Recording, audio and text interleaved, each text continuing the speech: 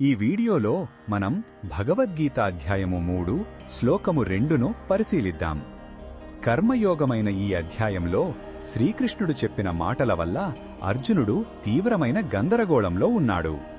జ్ఞానం కర్మకన్నా గొప్పదని చెప్పి మళ్లీ యుద్ధం చేయమని ఎందుకు చెప్తున్నావని అతని మనసులో సందేహం కలిగింది. ఆ అయోమయ స్థితిలోనే అతను శ్రీకృష్ణుడిని ఇలా ప్రశ్నిస్తున్నాడు. మొదటగా ఈ పవిత్ర శ్లోకాన్ని భక్తితో విందాం. వ్యామిశ్రేణేవ వాక్యేన బుద్ధిం మోహయసీవ మే తదేకం వద నిశ్చిత్య ఏన శ్రేయోహమాప్నుయాం. ఈ శ్లోకం అర్థం ఏమిటంటే, అర్జునుడు శ్రీకృష్ణునితో ఇలా అంటున్నాడు: ఓ కృష్ణ, నీవు చెప్పే మాటలు పరస్పరం విరుద్ధంగా గందరగోళంగా ఉండి నా బుద్ధిని మోసగిస్తున్నట్లు అనిపిస్తోంది.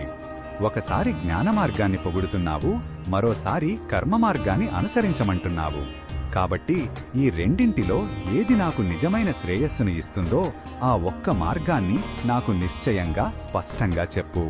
ఈ శ్లోకంలో ఉన్న భావం మనకు ఏమి చెప్తుందంటే, ఇది ఒక నిజమైన శిష్యుడి యొక్క ఆర్తిని, నిజాయితీని తెలియజేస్తోంది. ఆధ్యాత్మిక మార్గంలో ప్రయాణిస్తున్నప్పుడు ఎన్నో సందేహాలు, సందిగ్ధతలు వస్తాయి. అప్పుడు మనసు గందరగోళానికి గురవుతుంది. అర్జునుడు తన అహంకారాన్ని పక్కన పెట్టి ఒక విద్యార్థిలా స్పష్టమైన మార్గదర్శకత్వం కోసం తన గురువును అభ్యర్థిస్తున్నాడు. ఈ ప్రశ్న మనందరిది.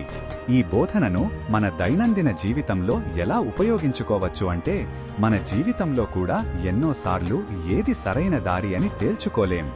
కుటుంబం, ఉద్యోగం, వ్యక్తిగత కోరికలు, బాధ్యతల మధ్య మనసు నలిగిపోతుంది.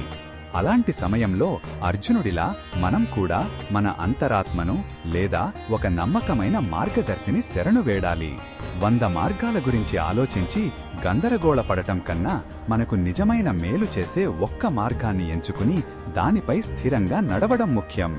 మరిన్ని భగవద్గీత శ్లోకాల అర్థాన్ని తెలుసుకోవాలంటే మా తదుపరి వీడియోలను తప్పకుండా చూడండి.